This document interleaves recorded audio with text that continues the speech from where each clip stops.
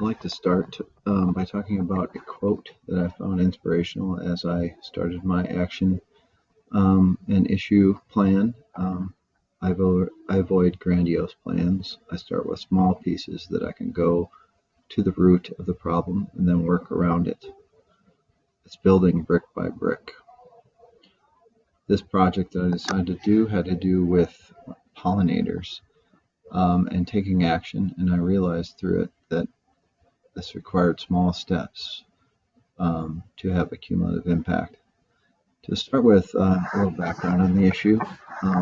Wild populations of pollinators have experienced significant declines across North America.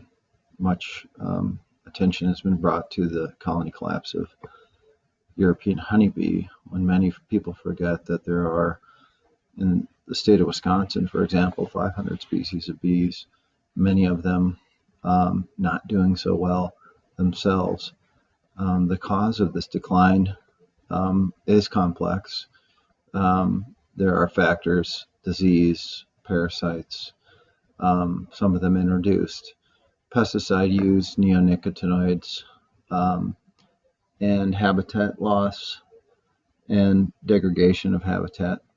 I decided to focus in on this last issue, the loss of habitat and the fragmentation of habitat, as part of my project. The community that I decided to focus in on is McFarland, Wisconsin, which is located just outside of Madison. It has about 8,000 residents. Most of them are single-family homes. Most of these homes are fairly new, in the neighborhood of 20 years. McFarland has experienced many different growth spurts. Currently, it is growing again, with new housing going up on the north side of town. It is a community that's desirable for many reasons, one of them being the schools, but also the natural beauty, being close to lakes, and it does have some nice parks and recreational opportunities for families. My SMART goal for this project was by December 10th, I was hoping to have 7 residents of McFarland who would pledge to establish a garden of at least 10 square feet within the community. This would leave a total of about 70 square feet of pollinator space, important habitat, and for feeding, for nesting, and overwintering. The first thing I did in my project was identify what are those plants, those pollinator plant species that I wanted to collect, both in the form of seeds and in the form of transplants. I consulted a few different resources for this, one being the Pollinators of Native Plants, which talked a lot about associations between native pollinators and different important nectaring plants. I've also spent some time collecting insects, looking at those insects, and taking pictures, which I'm going to show you as kind of part of my data collection. These are some pictures I took of a native plant called bee balm, a monarda, which I found lots of diversity of different pollinators, bees, like the longhorn bee, as well as predators like bee wolf, non-bee species like this hummingbird moth, and of course our common bumblebee species. And I probably had about 3 or 4 different bumblebees that I found using monarda. Also important for pollinators, especially in the latter half of the year, are species like the New England aster. This is a type of sweat bee, the Agapostemon splendens, a really beautiful all green, metallic green bee species. But I saw a lot of diversity of different insects on New England aster, such as these bee mimics. These are cypherid flies. I also, wanted to promote these native species because I know of the ecological relationships they have with other species, and and those predator-prey relationships can lead to more diversity. These are both ambush bugs feeding off of pollinators. One being on this goldenrod here. I think this is one of the sulfured fly butterfly species. The other one being on this aster, and I think it's a bottle fly being consumed there.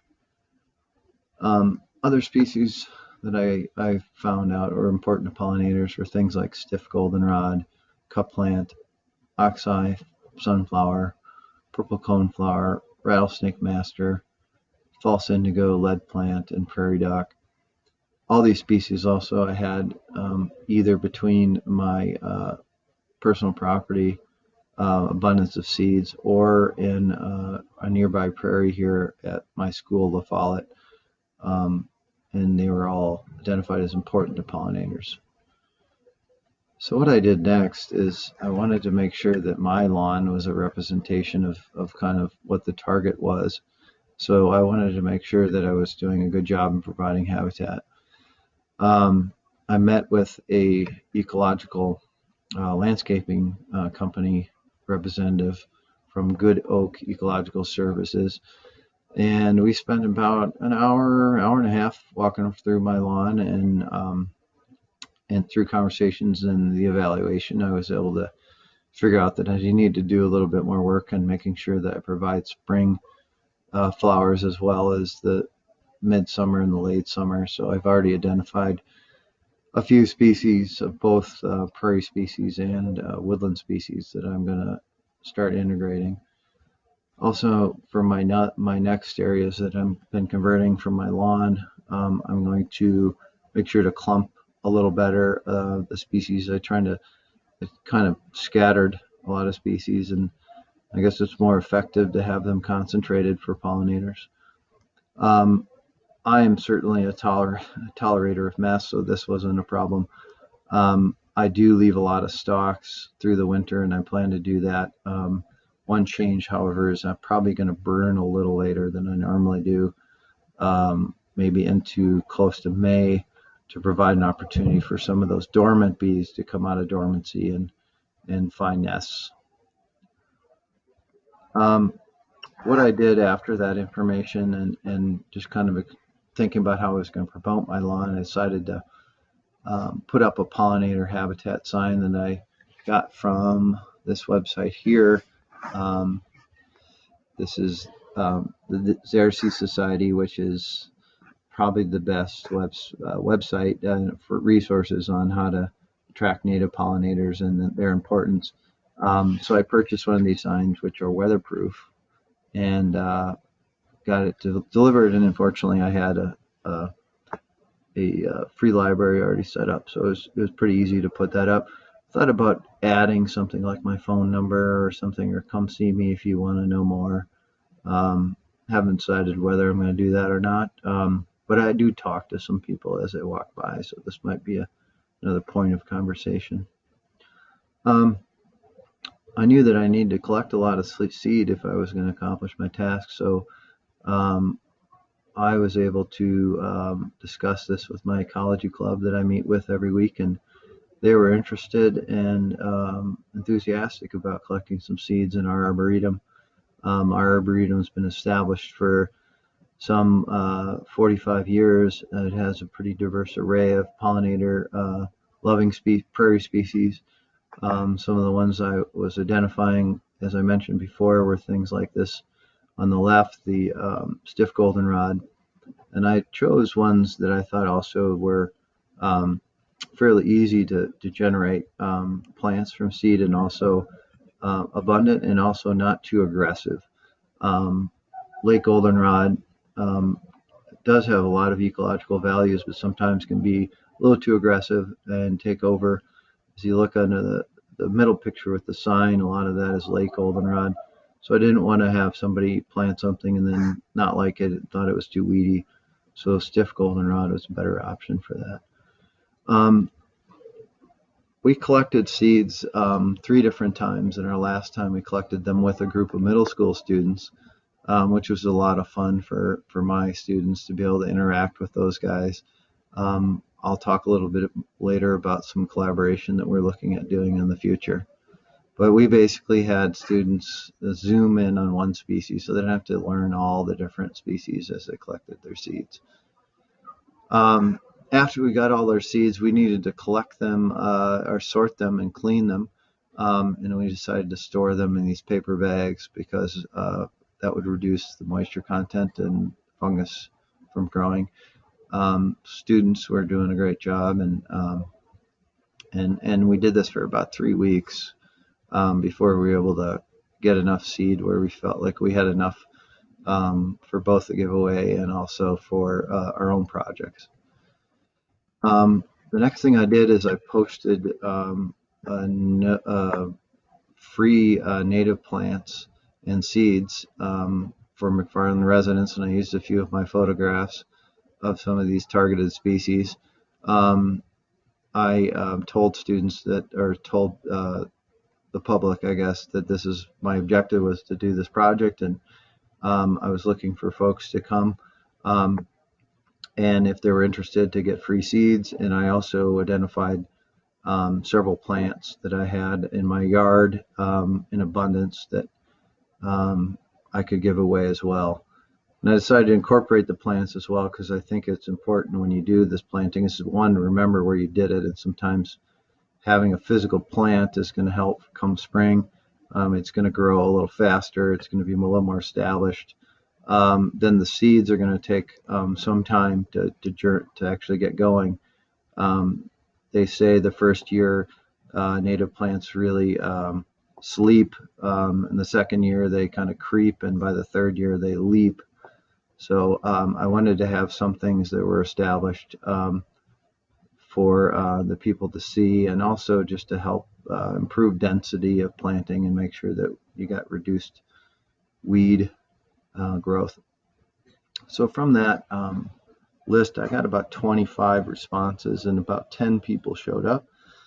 And I had some posters set up in my garage, and I talked to these folks for quite a while.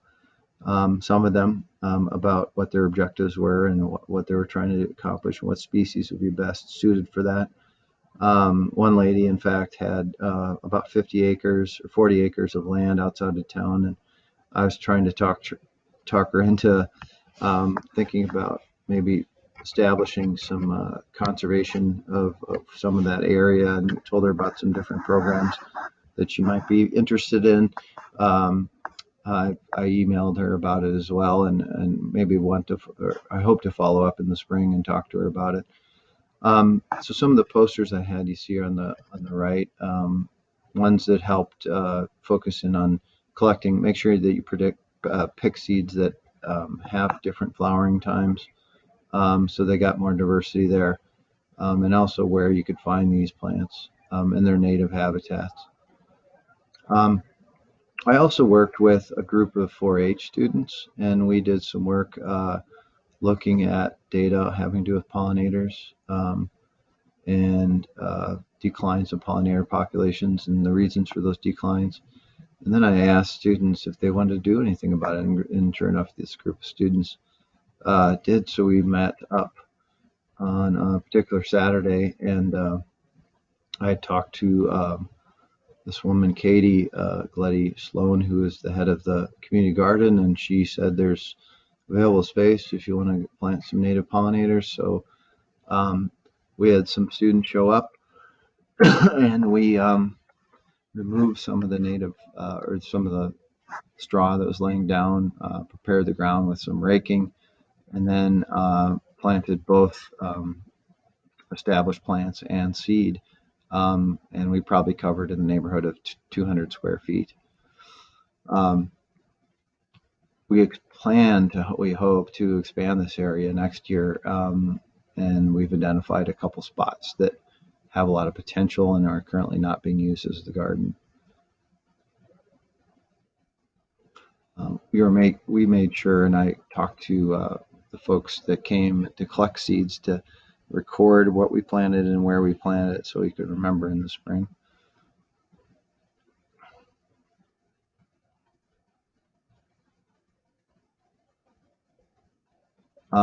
So if I look back and evaluate my project, I was trying to look for 70 square feet roughly, or 7 people to pledge roughly to 10 acres apiece. Um, I sent participants a survey, um, and I found out that 85% or 6 out of 7 were able to do the planting by the time I sent the survey, and that was in mid-November. One was still looking at planting, and my total amount of square feet ended up over 300 square feet in terms of how many square feet were planted in the survey. I also asked participants what were the main reasons they were planting these plants, and found out that most of them were planting to attract native pollinators as one of their main reasons. So that told me that, hey, our conversations and my communication with them about the importance of establishing these areas for pollinators was made clear. Other reasons were things like aesthetics and reducing mowing. One particular lady was really interested in reducing her mowing, which she was doing as she was a single mom, and not that women can't mow, but she was left to do a lot of that, and she wanted to convert a lot of that area to native plants, so she didn't have to do that. I met and after this project, and met and discussed the project with Mindy Habecker, who is currently the head of the Pollinator Task Force for Dane County, and talked about the things and the actions that I took. And she gave me some different interesting perspectives, because she was trying to do the same thing, the same project on a bigger scale. And she's currently making a bunch of materials, which include posters and handouts, that when I do this again next year, I'm hoping to be able to have access to those. I guess I can check some of those materials out. I also gave her some advice on her project. As I look into the future, next year, I've already identified one major project that we're going to be working on, and that is a rain garden. This is a picture of a property just outside of our school, next to Senate Middle School, which is adjacent, and we have a water problem for sure. And we've been talking about doing this project for some time. But I would say this one, this year, it has legs, and we've applied and are provisionally granted some money, so we'll be able to do something. We met, myself, and in the lower picture, you'll see the adult next to me, who is a middle school teacher. Jay and I have met with another individual who's an engineer for the city, and designed a plan for about 200 square feet. And then we're planning to expand that as the years go on. We're going to be focusing on native plants important to pollinators, but also providing hydrological value as well. Back to my quote, I avoid grandiose plans. I started with small piece that I can do. I go to the root of the problem and then work around it. It's building brick by brick. I think this project was really insightful for me to be able to see small actions can have impact, and I'm glad I didn't take on something that was beyond my scope. But I'm hoping from this action that I can incrementally increase it, and by setting an example for my community, both here at school and in my residential community, I'm hoping we can continue to address this problem of loss of biodiversity, specifically native pollinators, which are so important as they provide much needed ecological services and pollination, and also just add to the richness of the fabric of life. The end. Thank you very much for listening.